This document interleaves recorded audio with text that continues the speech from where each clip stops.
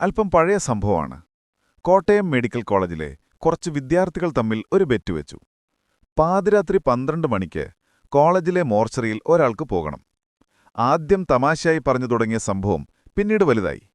ധൈര്യത്തെ ചൊല്ലിയുള്ള പരിഹാസങ്ങളിൽ തുടങ്ങിയ വാക്കുതർക്കവും അടിപിടിയുമൊക്കെ ആയപ്പോൾ ബെറ്റ് വെച്ചയാൾ ആ വെല്ലുവിളി ഏറ്റെടുത്തു. പക്ഷെ വെറുതെ ഒന്ന് പോയി വന്നാൽ പോരാ.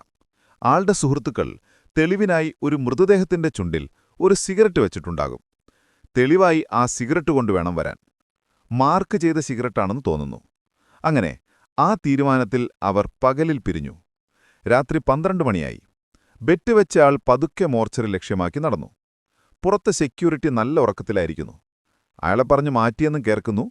പതിയെ ചുറ്റും നോക്കിക്കൊണ്ട് നേരത്തെ സംഘടിപ്പിച്ചിരുന്ന ടോർച്ച് കൊണ്ട് അയാൾ അകത്തേക്ക് കടന്നു. ആ സമയം അകത്ത് 2-3 മൃതദേഹങ്ങളുണ്ടായിരുന്നു. പതിയെ ഓരോ മൃതദേഹവും മാറ്റി മാറ്റി പരിശോധിച്ചു. സുഹൃത്തുക്കൾ പറഞ്ഞതുപോലെ ഒരു മൃതദേഹത്തിന്റെ ചുണ്ടിൽ ഒരു സിഗരറ്റ് ഉണ്ടായിരുന്നു. അയാൾ പേടിയോടെ ആ സിഗരറ്റ് എടുക്കാൻ വേണ്ടി കൈ നീട്ടിയപ്പോഴാണ് അത് ശ്രദ്ധിച്ചത്. മൃതദേഹത്തിന് അനക്കമുള്ളതുപോലെ തോന്നുന്നു. മൃതദേഹത്തേക്ക് സൂക്ഷിച്ചു നോക്കിയപ്പോൾ ആ ചുണ്ടുകൾ പതുക്കെ നനങ്ങി. അടുത്ത നിമിഷം അതിലിരുന്ന സിഗരറ്റ് മൃതദേഹത്തിന്റെ വായ്ക്കുള്ളിലേക്ക് കാണാതായി. കണ്ട കാഴ്ചയുടെ ഷോക്ക് അയാൾക്ക് താങ്ങാനായില്ല.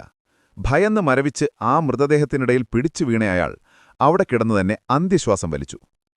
കേരളത്തിലെ ആദ്യകാല സൂപ്പർനാച്ചുറൽ കേസുകളിലൊന്നാണ് 1977 കോട്ടയം മെഡിക്കൽ കോളേജ് മോർച്ചറി കൊലപാതക കേസ്.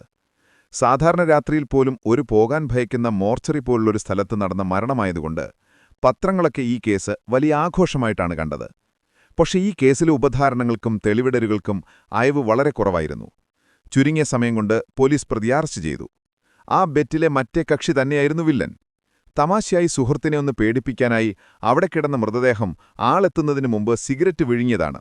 പക്ഷെ പേടിച്ചു മരിക്കുമെന്ന് കരുതിയില്ല. എങ്കിലും കുറ്റം തന്നെയാണല്ലോ. മനഃപൂർവ്വമല്ലാത്ത നരഹത്യയ്ക്ക് കേസെടുത്ത കോടതി അയാളെ ശിക്ഷിച്ചതാണ് അറിവ്.